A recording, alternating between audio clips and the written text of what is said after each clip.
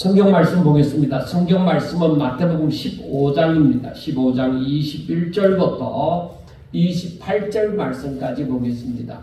마태복음 15장 21절부터 28절 말씀까지입니다. 예수께서 거기서 나가사 두로와 시돈 지방으로 들어가시니 가나안 여자 하나가 그 지경에서 나와서 소리질러 이르되 주 다윗의 자손이여 나를 불쌍히 여기소서 내 딸이 흉악하게 귀신 들렸나이다 하되 예수는 한 말씀도 대답하지 아니하시니 제자들이 와서 청하여 말하되 그 여자가 우리 뒤에서 소리를 지르오니 그를 보내소서. 예수께서 대답하여 이르시되 나는 이스라엘 집에 잃어버린 양 외에는 다른 데로 보내심을 받지 아니하였노라 하시니 여자가 와서 예수께 절하며 이르되 주여 저를 도우소서. 대답하여 이르시되 잔녀의 떡을 취하여 개들에게 던짐이 마땅하지 아니하니라. 여자가 이르되 주여 올소이다마는 개들도 제 주인의 상에서 떨어지는 부스러기를 먹나이다 하니 이에 예수께서 대답하여 이르시되 여자야 내 믿음이 크도다 내 소원대로 되리라 하시니 그때로부터 그의 딸이 나으니라. 아멘. 자, 우리가 교회를 다닌다고 하는 것은 하나님을 믿기 때문에 교회를 다니는 것입니다. 그래서 그리스도인은 즉 하나님을 믿는 사람들은 가장 중요한 것이 무엇이냐면 믿음입니다. 믿음이 없이 교회를 다닌다는 것은 그건 헛것입니다. 그러니까 우리들에게 있어서 믿음은 너무나도 중요한 것이다 보니까 의인은 즉 제사함을 받은 그 의인은 믿음으로 살리라고 말씀을 합니다. 그러니까 믿음이 없이는 신앙생활이 안 된다는 것이죠. 그래서 우리가 창세기서부터 쭉 나와지는 것이 무엇이냐? 믿음, 사람들의 믿음. 이 믿음에 대해서 나와집니다. 그래서 사람들이 믿음을 가지고 생활했을 때와 믿음 없이 생활했을 때를 이래 구별되어지는 이 모습이 보여집니다. 자, 예수님 오시고 난 다음에도 예수님께서 그렇게도 보시기를 원하시는 것이 무엇이냐? 사람들로부터 하나님을 향한 그 믿음을 보시기를 원하시는 것이에요. 이 믿음을 보시기를 원하는데 이것이 언제까지냐? 우리 주님 다시 오실 때까지. 우리가 이 땅에 사는 동안에는 하나님께서 항상 우리의 믿음을 보시기를 원하시는 것입니다. 그래서 우리가 오늘 보는 이 마태복음 15장을 통해서 여러 가지 믿음이 있는데 두 가지로 진실된 믿음과 그리고 외식하는 믿음에 대해서 우리가 좀 생각해 보고자 합니다. 자, 먼저 외식하는 자들의 그 믿음, 저들의 믿음에 대해서 우리가 생각해 볼 텐데 그 사람들, 거기에 주된 사람들은 바리새인과 서기관들입니다. 15장 1절부터 나오는 그 예를 들어서 나오는 그 바리새인과 서기관들, 이 사람들은 예수님 당시에 이 사람들은 기득권을 가지고 있었습니다. 그런데 이 사람들이 예수님을 바라볼 때에 눈에 가시처럼 여겨졌다 이 말입니다. 그래서 사람들이 이 바리새인과 서기관들을 예수님에게 몇 사람을 붙이는 거예요. 그러니까 다른 목적으로 예수님과 우연히 마주친 것처럼 그렇게 만드는 것입니다. 예수님이 회당에 가서 말씀을 전할 때는 거기에 회당을 둘러보러 온 것처럼 시찰하러 온 것처럼 그렇게 해서 거기에서 예수님이 전하는 말씀에 대해서 꼬투리를 잡기를 원하였던 것입니다.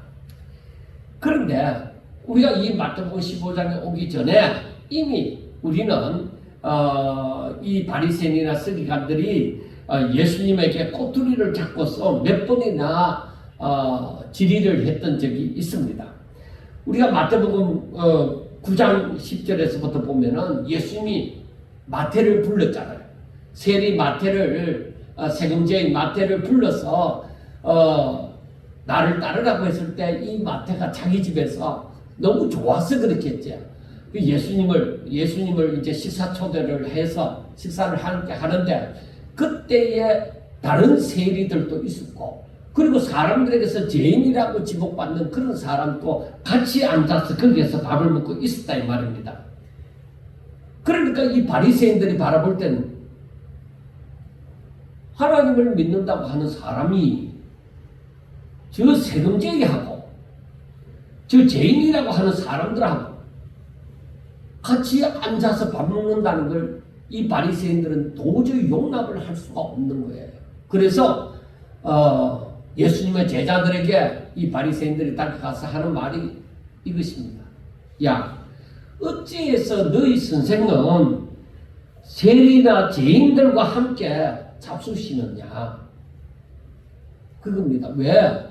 저들은 용납할 수 없다. 장로들의 전통, 장로들의 유전에서는 그렇게 해서는 안 된다. 죄인들과 함께 해서는 안 된다는 겁니다. 함께 밥도 먹지 말라는 것입니다.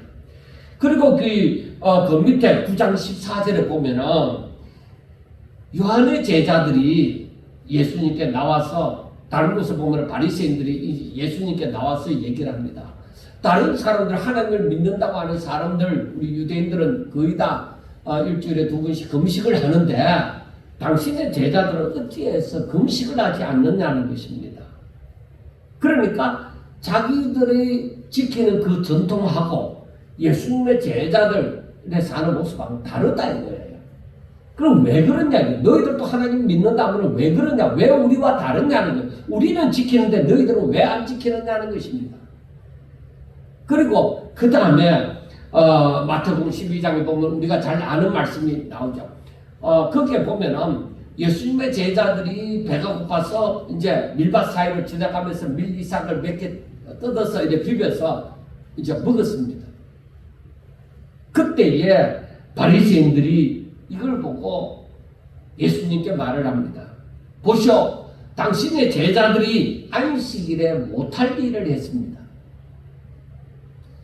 저들이 생각할 때는 안식일에 밀리삭으로 이렇게 손으로 비벼서 먹는 것은 그것은 추수하는, 탈곡하는 개념이다 이 말이에요.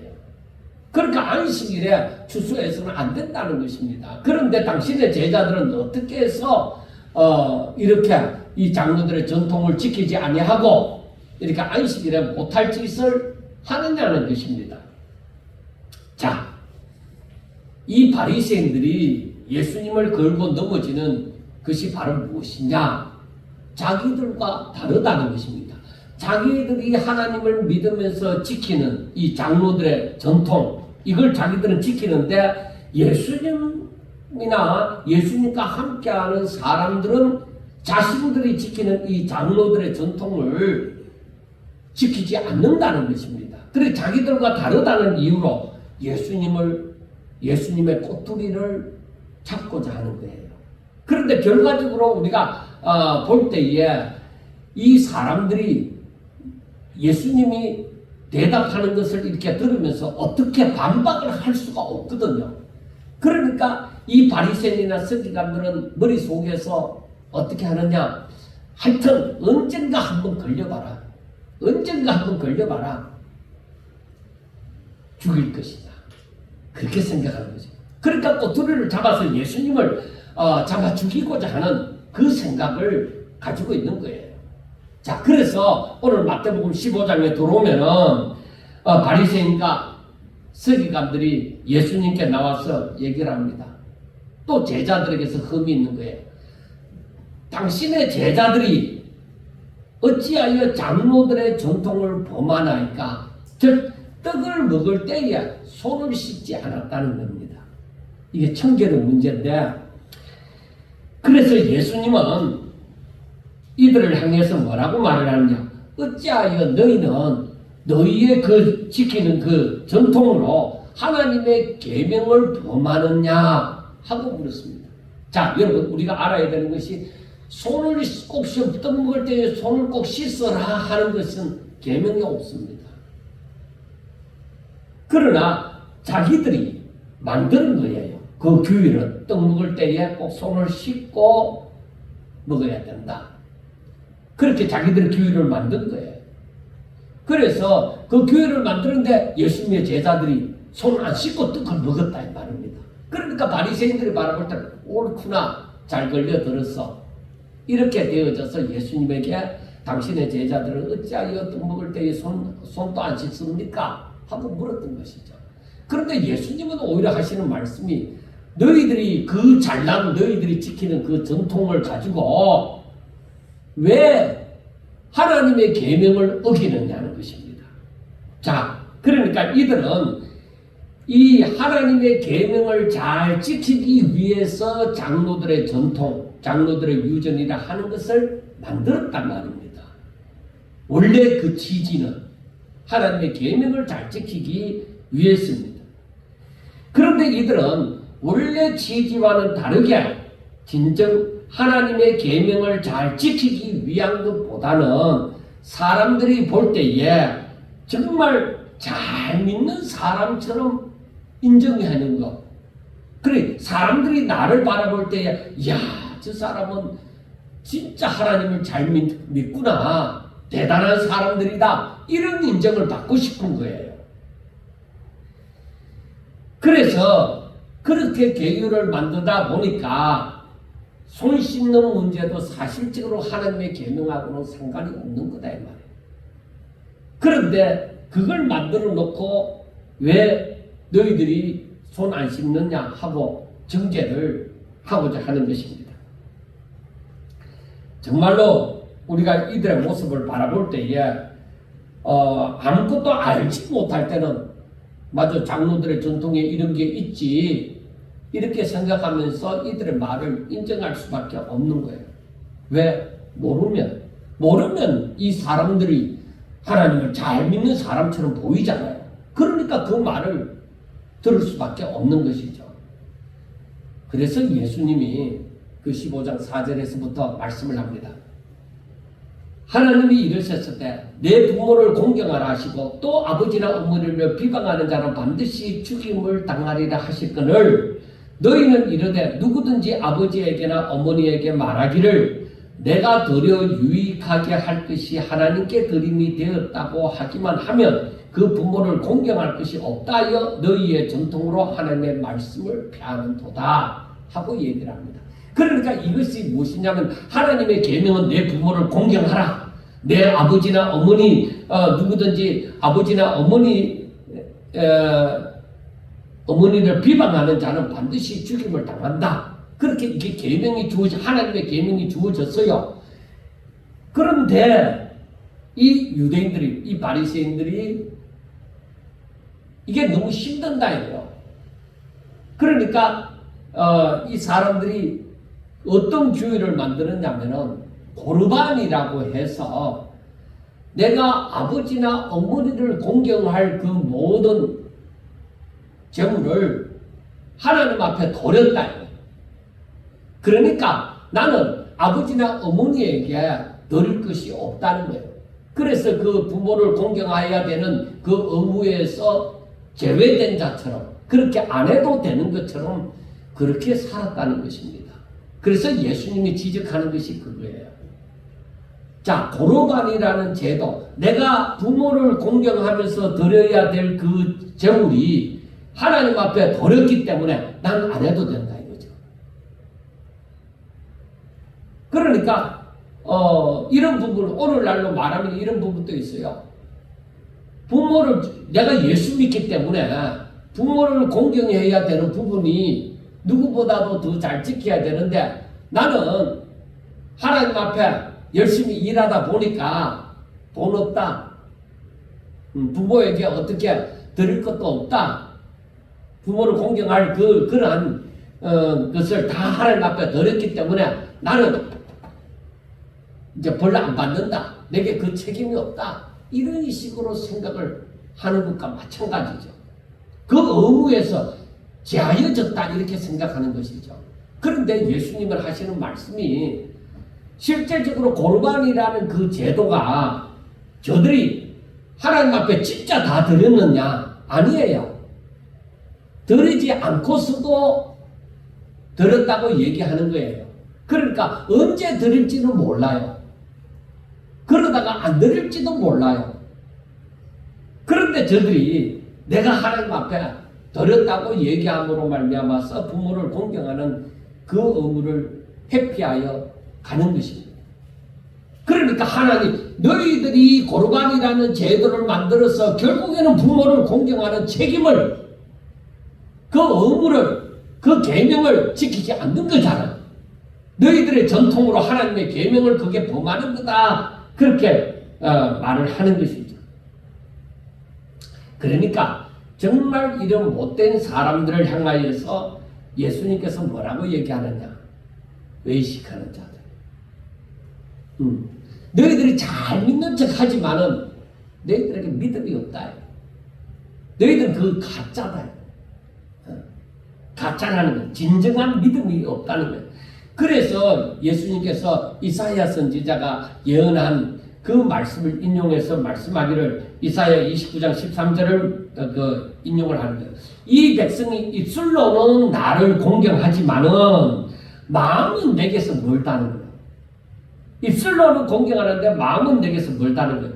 그래서 사람의 계명으로 교훈을 삼아 가르치니 나를 헛되이 경배하는도다. 그럼 너희들이 인간적으로 잘 믿는 것이 그렇게 하지만은 실질적으로는 나를 경외하는 것이 아니다 이 말이에요. 그러니까 겉으로 볼 때는 사람들이 야, 저 사람 하나님 잘 믿구나 이렇게 생각하지만은 네 속에 하나님이 받을 만한 믿음이 없다. 그래 하나님을 잘 믿는 것 같이 보이지만은 잘 못 믿는 사람들이죠. 그러니까 이들은 진정으로 하나님을 사랑하는 사람들이 아니라는 것입니다. 그러나 저들은 아주 당연하게 자신들이 하나님을 잘 믿고 있다고 착각 속에서 사는 거죠. 그 사람들은. 그 누가 뭐라고 하면은 니까지 감히 나에게 그런 말을 해? 이런 식으로 얘기하는 거예요. 왜? 자기는 다른 사람들로부터 하나님 잘 믿고 있다고 인정받으니까.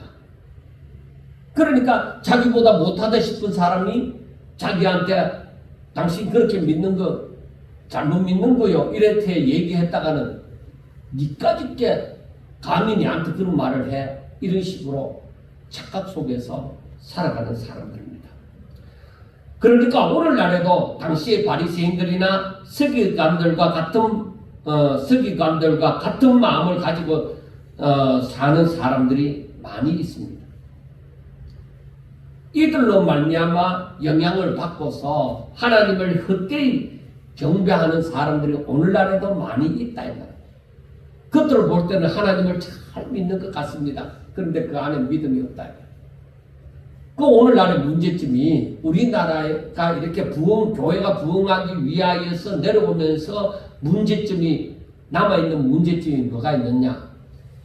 과거에는 하나님 믿는 사람 별로 없었잖아요. 그러니까 교회에서 일할 사람도 별로 없다 이 말이에요. 그러니까 그 당시에 사람이 없으므로 그 교회 안에 봉사할 사람이 많이 없다 보니까 교회에 와서 믿음 있는 사람은 교회에 와서 열심으로 봉사하고 자기 집안 일보다도 교회 일을 더 열심히 하고 막 이런 사람에 대해서 부흥회 할 때도 막 그런 사람에 대해서 칭찬하고 막 난리를 치겠다 이거.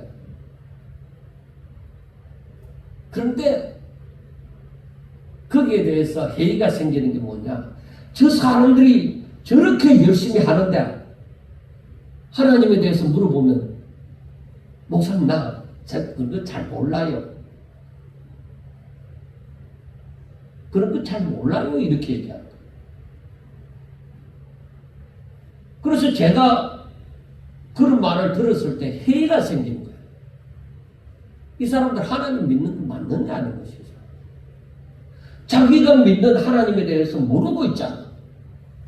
어떤 분인지 모르는 거예요. 그냥 하나님을 믿는다 하고 교회를 다니면서 교회 와서 열심히 봉사를 하는 거예요. 청소도 하고 식당 주방에 일도 하고 뭐 여러 가지 모든 일을 열심히 있는 사람들이 진짜 누가 보더라도 저 사람들 대단한 열정을 가지고 신앙생활을 한다고 그렇게 생각하죠. 잘 믿는 사람처럼 보이죠.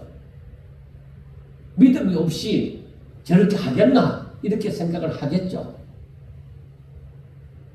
여러분, 우리가 분명하게 알아야 되는 것이 있습니다. 하나님을 아는 만큼 믿습니다. 하나님 모르고서는 아무리 봉사를 많이 해도 그 사람 믿음 없습니다. 그래서 제가 생각하는 게 뭐냐면, 교회 와서 열심히 일하려고만, 집안일 도놓고 교회 와서 열심히 일하려고만 생각하지 말라요. 그래서 저는 그 다음부터 교회에서 열심히 봉사하는 그거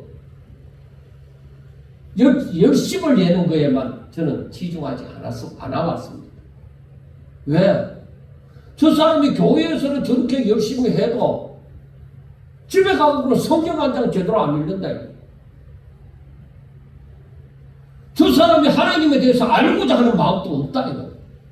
그 사람 신앙 안 잘해요. 뭘로 기도하느냐? 또 기도 시간에는 또 열심히 오죠. 그러니까 와서 그런 열심히 있는 사람이 새벽 예배까지 또 열심히 있잖아. 그런데 그 사람들이 기도할 때 무슨 기도를 하겠느냐? 샤머니즘적인 복을 달라고 그냥 비는 기도를 하는 거예요. 대부분이. 그게 믿음이냐? 샤머니즘이나 뭐가 다를 바가 있느냐? 자, 하나님을 믿는 사람과 하나님을 믿지 않는 사람의 차이는 우리들이 하나님을 향한 믿음, 그 믿음은 어디서부터 나오느냐? 들음에서부터 나옵니다. 하나님의 말씀을 읽든지 듣든지 그렇게 묵상하고 깨닫지 않고서는 하나님을 알지 못합니다. 그래, 영생이 무엇이냐? 하나님의 명령이다. 유일하신 참 하나님과 그의 보내신 자 예수 그리스도를 아는 것이 영생이다. 하나님 모르고는 하나님의 생명이 내 속에서 역사한다. 그렇게 할 수 없어요. 그런 열심히 있는 사람들이 새벽 예배 그리고 부흥회 또 산상 기도회 이런 데도 열심히 있잖아요.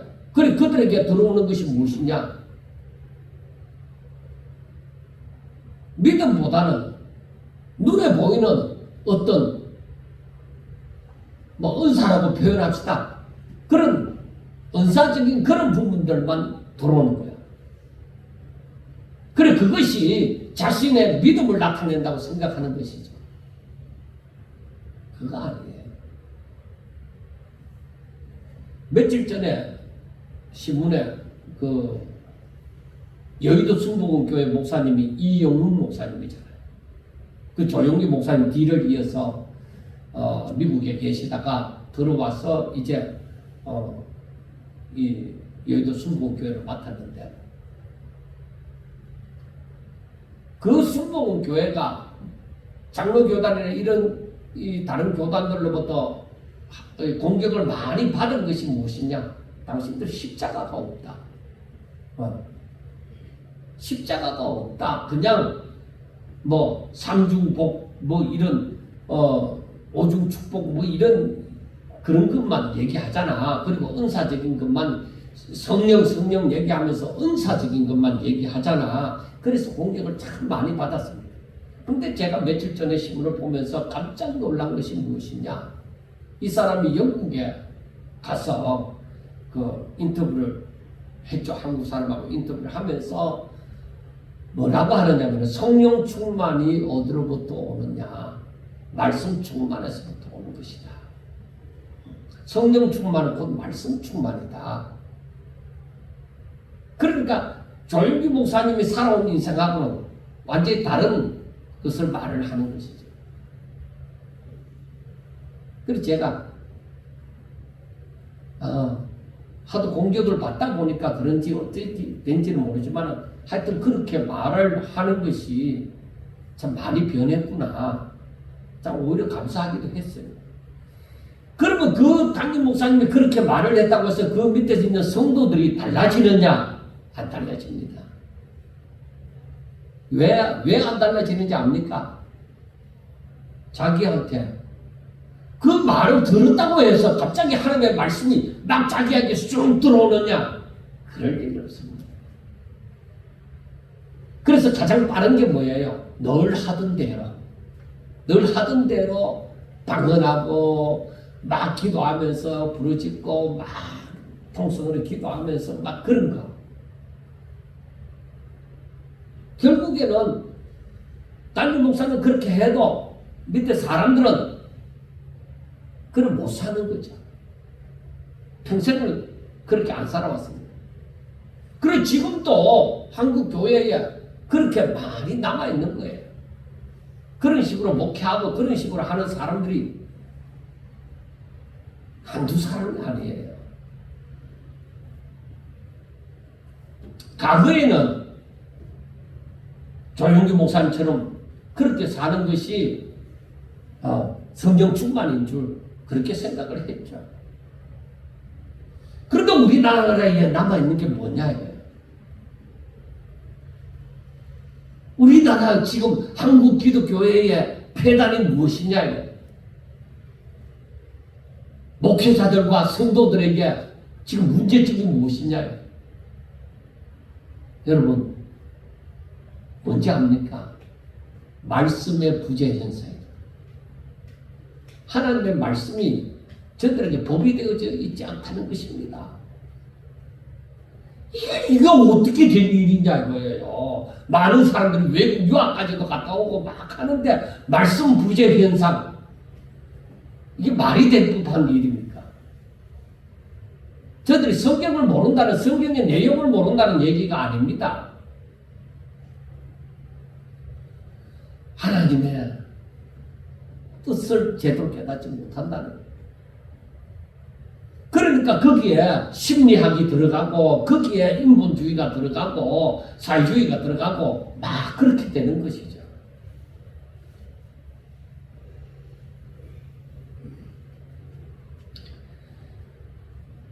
그래서 이들이, 그런 사람들이 겉으로 볼 때는 하나님을 잘 믿는 것 같습니다. 왜? 여러 가지 행사를 많이 하잖아요. 돈이 있으니까 여러 가지 행사도 많이 하잖아요. 우리 기독교회, 우리 교회가 이웃과 하나 되어져 가는 공동체가 됩니다 하면서 뭐 여러 가지 행사도 많이 하잖아요. 그게 믿음이냐? 아니에요.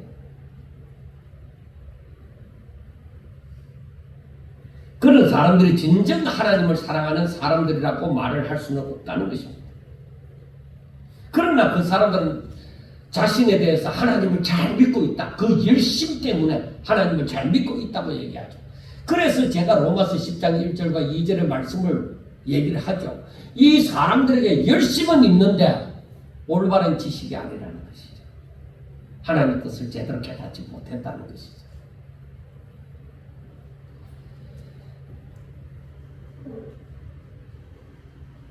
자, 우리가 알아야 되는 것은 당시의 바리새인이나 서기관들은 뭐 오늘날로 말하면은 이단에 속했든지 아니면 기성교회에 속하였지만은 헛되이 하나님을 경배하는 자들처럼 자신들은 아무 잘못이 없다고 생각합니다. 이단도 자신들이 잘못했다고 생각하는, 절대 하지 않습니다. 자신들이 잘 믿고 있다고 생각하지.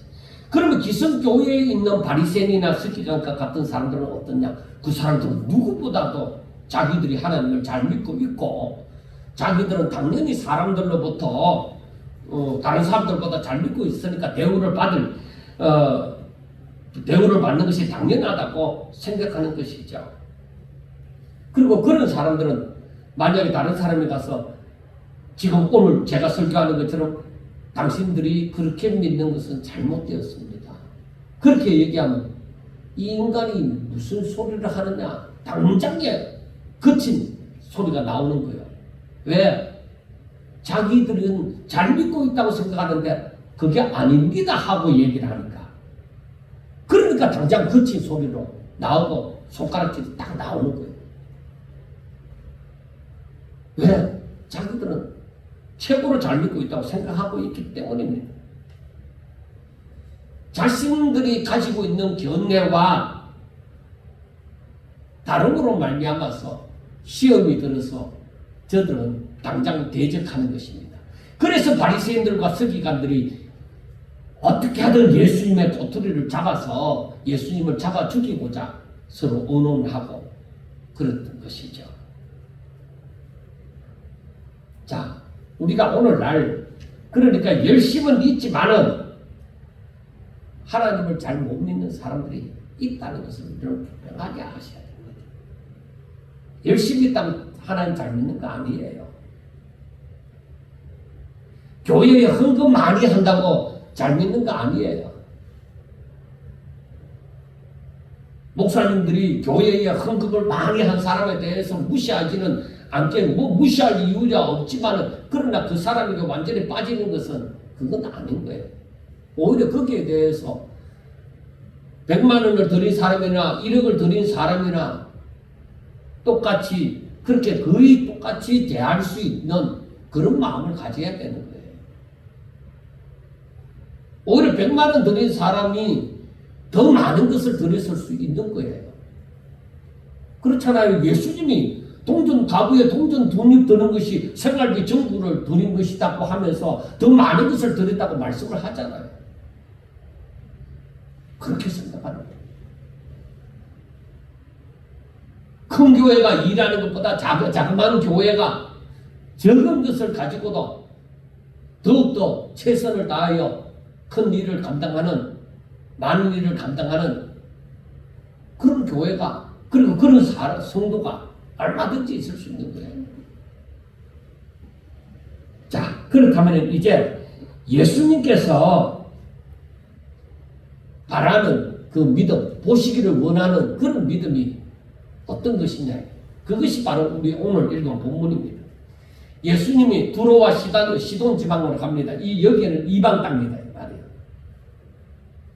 그런데 거기에 그 가나안 적경 지역인데, 가나안과 그 땅에 두로와 시돈의 적경 지역인데 거기에 가나안 여자가 나타난 거예요. 그러니까 이 갈릴리 지방하고 거기하고는 거리가 한참 멀어요. 그런데 예수님이 그곳을 가셨어요. 제가 그걸 가만히 생각하면서 예수님은 거기에 가신 이유가 있다. 왜? 이 가나안 여자의 믿음을 보시기를 원하시는 거예요. 그러니까 이 가나안 여자가 예수님이 가셨을 때 가나안 여자가 예수님 앞에 나와서 소리를 따라다니면서 소리를 지르면서 주 다윗의 자손이여 나를 불쌍히 여기소서, 내 딸이 흉악한 귀신이 들렸나이다 하고 소리를 지른단 말이에요. 이 가나안 지방에 있어도 이미 예수님에 대한 소문은 들었을 것이다. 유대인이 아니에요. 이방 여인이에요.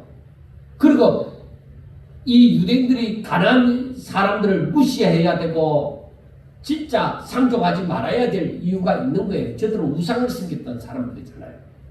그것 때문에 그 가나안 땅이 멸하여졌잖아요. 그렇기 때문에, 그런데 그 가나안 땅에 살았던 그 여자, 가나안 여자, 나중에 보면 수르보니게 그 여인이라고 나오는데 그 지역에 살았던 이 여자가 나와서 주 다윗의 자손이여, 이 말은요 하나님께서 보내시고자 한 메시아다 이 말.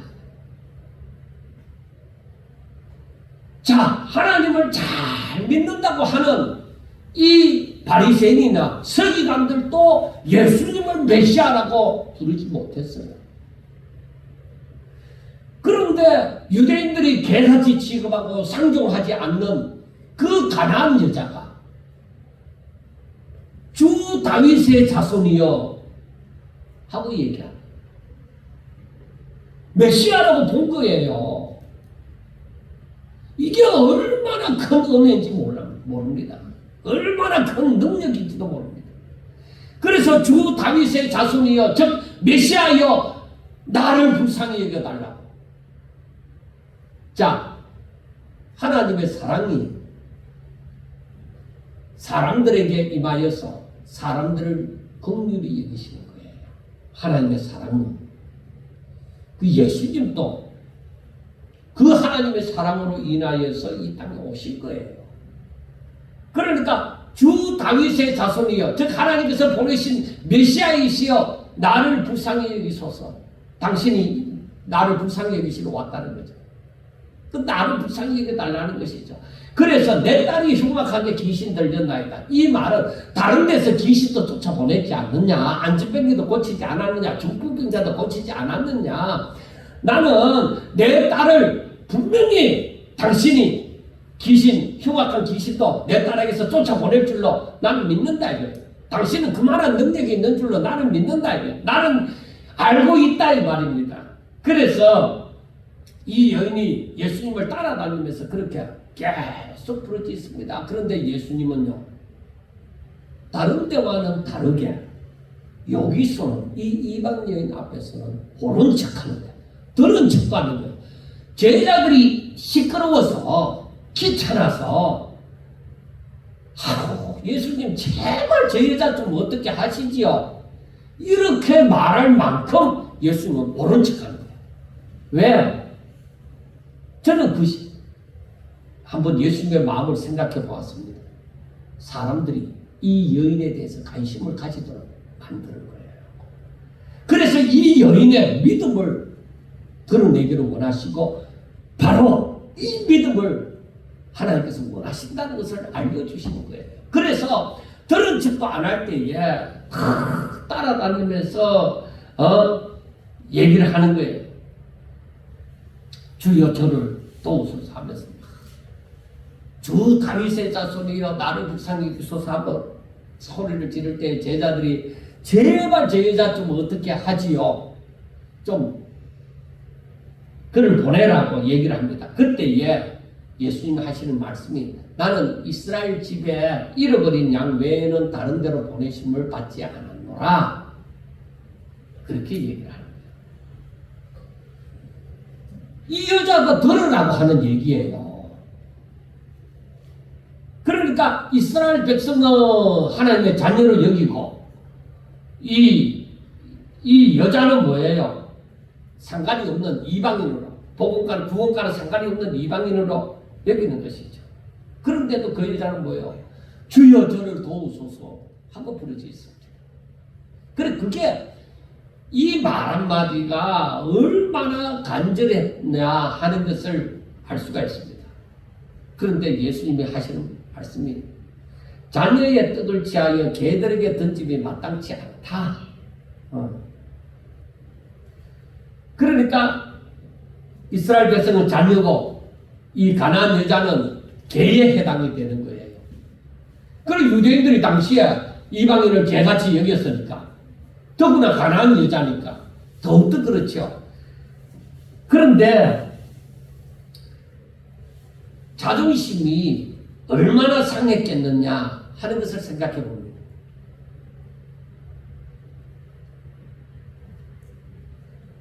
아니, 다른 사람도 아니고 메시아라고 하는 사람이 이 자기를 개같이 여기니까, 설사 유대인들이 평상시에 자기들을 개같이 여긴다고 하였다 할지라도, 그런 소리도 들었으니까, 그랬다 할지라도 이 예수님만큼은 우리를 개같이 여겨서는 안 되지 않느냐는 것이죠. 그런데 자녀의 뜻을 취하여 개들에게 던짐이 마땅치 않다, 그렇게 말씀하시잖아요. 그러니까 이 많은 사람들이, 무리들이 예수님을 따라다니잖아요. 그 사람들 가운데서 이 여자가 얼마나 자존심이 상했겠습니까? 여러분들 같으면 어떻게 할 것 같아요? 아마 많은 사람들이 그 예수님이 그렇게 하시는 말씀을 듣고서 잘 먹고 잘 살아. 그래, 너희는 양반이고 난 쌍놈이다. 그래, 너희는 사람이고 나는 개다. 더러워서 내 딸이 죽든지 말든지 내가 놔둔다. 내가 당신 고쳐준다 해도 이제는 내가 고쳐주는 것도 싫다. 그러면서 뛰쳐나갈 사람도 있을 거예요. 자존심이 엄청 상한다면서. 근데 이 여자는 뭐라고 합니다. 주여 올소이다마는 개들도 제 주인의 상에서 떨어지는 부스러기를 본다이다. 과연 우리가 살면서 하나님의 은혜에 대해서 이만큼 이렇게 생각하면서 사는 사람이 얼마나 될까 이 말이에요. 이 여인의 믿음이 보통이 아닌 거예요. 예수님께서 이 여인의 믿음을 모든 사람들에게 그걸 알도록 드러내기 위해서 지금 이렇게 이끌고 가고 있는 거예요. 지금 이 장면이 예수님이 평상시에 하던 그 말씀이나 행동하고는 다른 거예요. 이 사람들이 이 여인에게 관심을 가지게 하고 이 여인의 믿음이 더욱더 부각되도록 나타내는 거죠. 그래 이 여인이 주여 올소이다마는 개들도 주인의 상에서 떨어지는 부스러기를 먹나이다. 저는 이 여인의 말이 번뜩이는 지혜와 같다. 그렇게 생각하는 거예요. 왜? 딸을 고치기 위해서라. 이 여인은 예수님은 메시아고 예수님은 분명히 내 딸을 고칠 수 있는 능력이 있고 내가 저 예수님 놓치면은 내 딸은 귀신에서 벗어날 수 없다. 그렇기 때문에 저분이 어떤 말을 한다고 하더라도 나는 예수님이 어쩌다가 우리 마을에 오셨는지 모르지만 나는 이 기회를 놓칠 수 없다. 내가 이번에 예수님한테 매달려갖고 이 우리 딸 병 못 고치면은 진짜 우리 딸 이제 귀신 들려갖고 벗어나지 못한다. 헤어나지 못한다. 그런 생각을 하면서 예수님에게 매달리는 거예요. 어떻게 하든 내 딸 살리겠다는 거예요. 왜? 이분은 분명히 내 딸을 고칠 수 있으니까. 그러니까 어쨌든 내 딸 고치겠다는 거예요.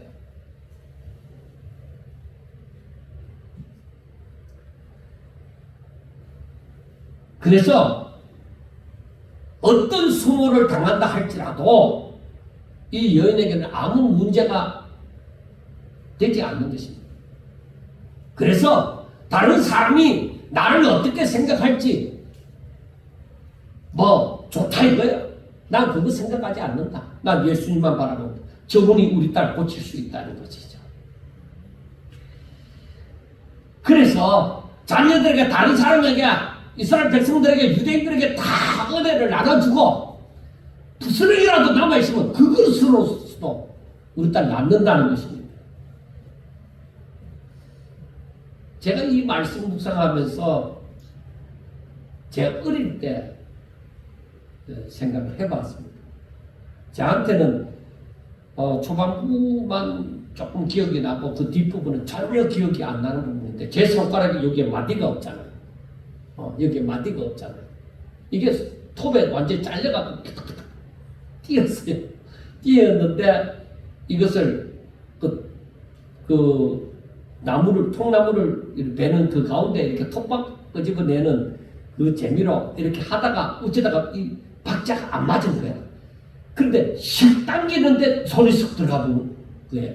그러니까 이 뼈까지 어린아이 때니까 5살 때인가 그런데 뼈까지 그냥 싹 잘려갖고 그냥 튀어나가서 이걸 이제 주워갖고 이렇게 부채가 막 흥금으로 막 감아가요. 제 생각에도 한 이 정도. 지금도 그거는 생생하거든요. 그래 감아갖고 병원에 갔는데 그 병원에서 저희들이 살고 있던 병원에서 못 고친다고 해서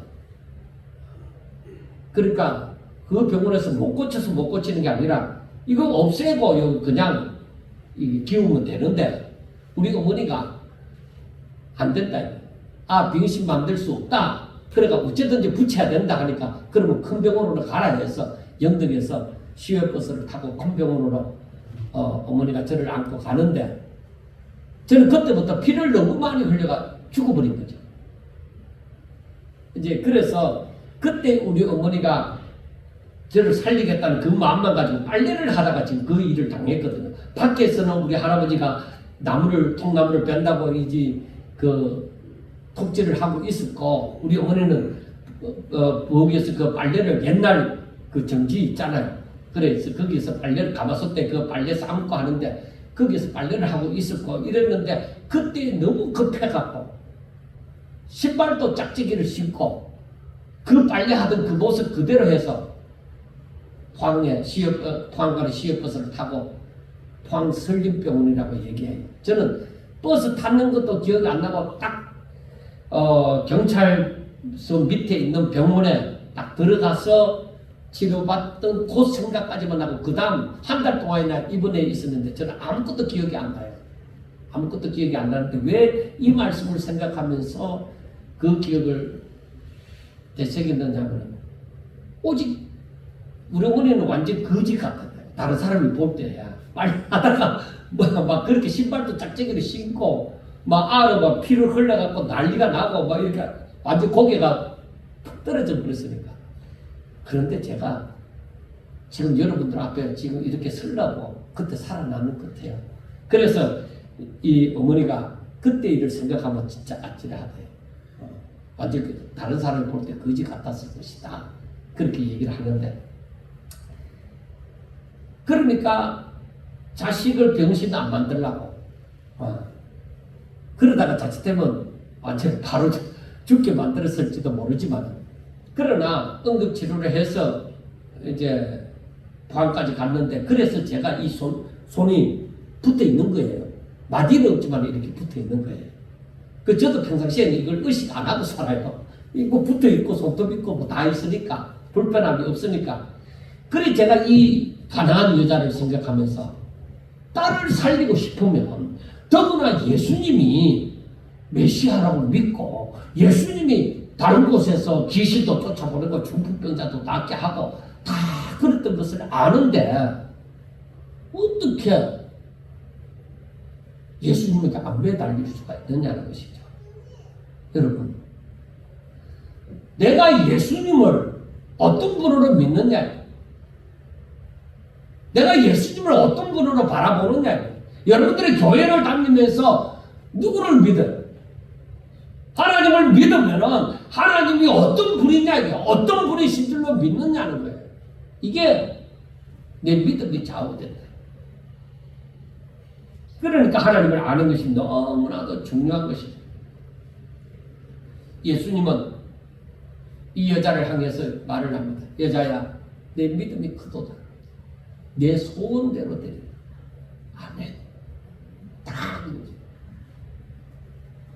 하나님은 옛부터 지금까지 우리 믿음을 보시기 원하는 거예요. 우리가 믿음으로 살기를 원하는 거예요. 그래서 그 믿음이 발견될 때는 그래, 믿으면 된다. 내가 그래 메시아다. 내가 그래 사람을 사랑해서 내가 불쌍히 여김으로 내가 이 땅에 왔다는 것이죠. 그래 그의 믿음이 틀림이 없는 것이죠. 그래 네 믿음이 틀림이 없다. 네 믿은 대로 될지어다. 그래서 우리가 알아야 돼요. 내 믿음대로 될지어다 할 때 그 믿음이 올바른 믿음이어야 되는 거예요. 이 가난한 여자가 믿는 믿음은 예수님이 메시아고, 예수님은 이 귀신 들린 흉악한 귀신 들린 자기 딸을 고쳐줄 수 있는 분이시고, 그 믿음이 틀림없는 거예요. 이 소원대로. 그래서 우리가 바른 믿음을 가졌을 때에 하나님의 뜻에 합할 때에 분명히 이건 되어지는 일이지 안 되는 일이 아니라는 것입니다. 그래서 예수님은 이 땅에서 사람들로부터 바리새인이나 서기관들처럼 사람들에게 존경을 받고 부름을 받고 야 대단하다 하고 박수를 받는 그런 사람들의 믿음을 원하신 게 아니에요. 외식하는 그런 믿음을 원하신 게 아니에요.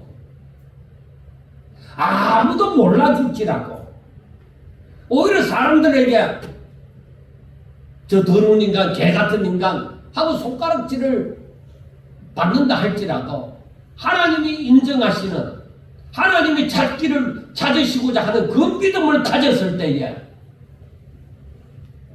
하나님이 우리로 하여금 네 믿음대로 될지어다, 그렇게 말씀을 하시는 거예요. 여러분, 사람들이 인정하는 그거 참 중요합니다. 그렇지만은 외식하는 자들의 그 인정함을 받는 것은, 외식하는 자들이 사람들로부터 인정함을 받는 것은 거기에는 구원이 없습니다. 여러분은 어떻게 생각하십니까? 자존심이 상하면, 내 자존심이 밟히면 교회를 다니고 싶지 않습니까? 예수님을 믿지 않아도 얼마든지 다른 곳에서도 구원이 있다고 생각하십니까? 여러분, 바리새인과 서기관들은 당대의 대단한 지도자급에 해당되는 사람들입니다. 사람들 앞에 존경을 받고 부러움을 사는 사람들입니다. 대부분의 사람들이 이들의 말을 듣습니다.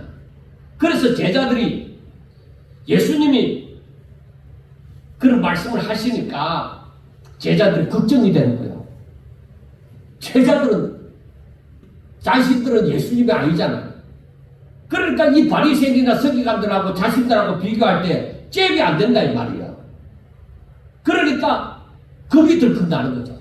야, 저 바리새인이나 서기관들이 예수님이 저래 하는 말 듣고 굉장히 기분이 안 좋을 텐데 분명히 우리 저때 해를 가하지 않을까, 이런 걱정이 되는 거죠. 그래서 제자들이 예수님에게 뭐라고 말을 했습니까?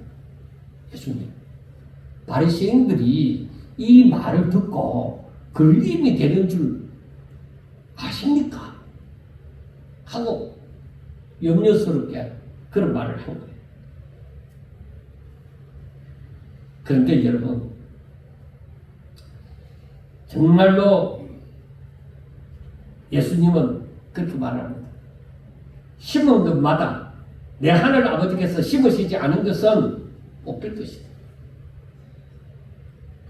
저들이 어떤 사람이든지 간에 사람들 앞에 존경을 받는다고 저들의 말이 옳은 거 아니다 이 말이에요. 복음이 아닌 것은 다 쓸데없는 것이다. 장로들의 유전, 그 쓸데없는 것이다. 하나님이 심지 않은 것은, 하나님이 말씀하지 않은 것은 필요 없다. 저들이 아무리 건세가 있고, 저들이 아무리 부자고, 저들이 아무리 힘이 있다고 할지라도, 사람들 앞에 존경을 받는다고 할지라도, 저들이 하나님이 주시지 않은 것을 갖고 있을 때는 맹인이나 다름이 없다. 그런데 저들의 말을 듣고 또 따르는 사람들은 또한 맹인이다. 그럼 맹인이 맹인을 인도하면 어떻게 되겠냐? 똑같이 구덩이에 빠지는 거예요. 여러분, 그래서 우리가 알아야 돼요. 세상에서 아무리 이름 있고 아무리 존경을 하고 어떠하다고 할지라도 복음이 아니면은 그들 따라가면 안 됩니다. 그런 걸 우리는 잘 알아야 됩니다.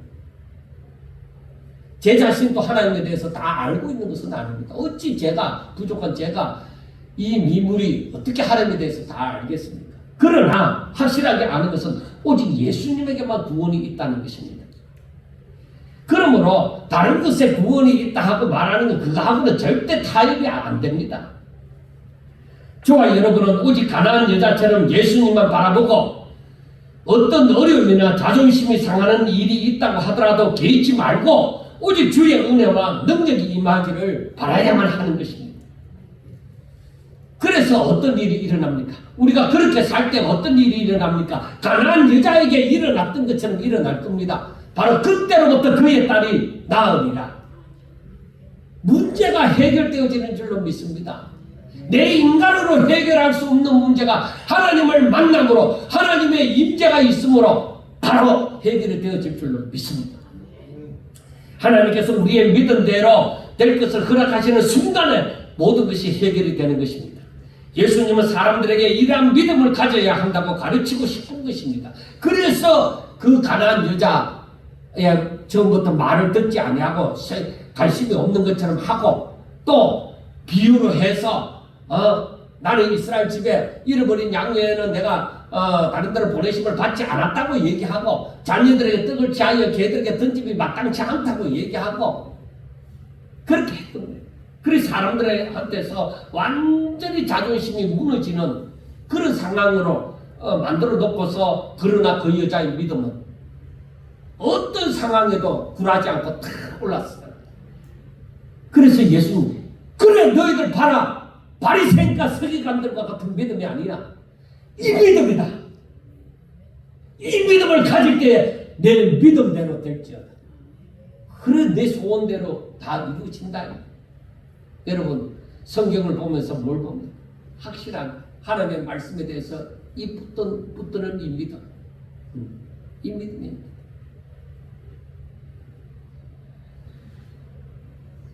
여러분 사람들한테 존경도 받고 부러움을 살 만큼 잘 사는 것도 중요합니다. 그러나 아무것도 가지지 못하고 사람들이 쳐다보지도 않고 관심도 가져주지 않더라도 하나님으로부터 사랑을 받고 은혜를 충만히 받는 것은 어떻습니까? 진정 우리가 바라야 하는 것은 세상에서 부자로 사느냐 가난한 자로 사느냐 그게 중요한 것이 아닙니다.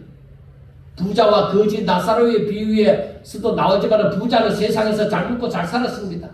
거지 나사로는 종기도 있고 이 온몸이 흘러서 개들이 와서 핥습니다. 그리고 겨우겨우 부자들 집에서 나오는 그것으로 명맥을 유지합니다. 그런데 죽어서 어떻게 됐습니까? 거지 나사로는 아브라함의 품에, 부자는 저 지옥 불구덩이에 떨어졌습니다. 우리는 어떤 삶을 바라야 됩니까? 이 지상에서 부자와 같은 삶을 살다가 지옥으로 떨어지는 것을 바라야 되겠습니까? 내가 이 세상에서 거지와 같은 삶을 산다고 하더라도 하늘나라에서 아브라함의 품에 안기는 정말 천국으로 들어가는 그런 삶을 바라야 되겠습니까? 그러므로 우리는 하나님 뜻대로 사는 삶이, 즉 믿음으로 사는 삶이 너무너무 중요합니다.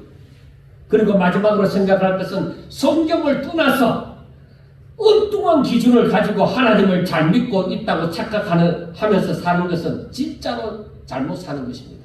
하나님의 말씀이 없이 어떤 것도 옳은 것은 없습니다.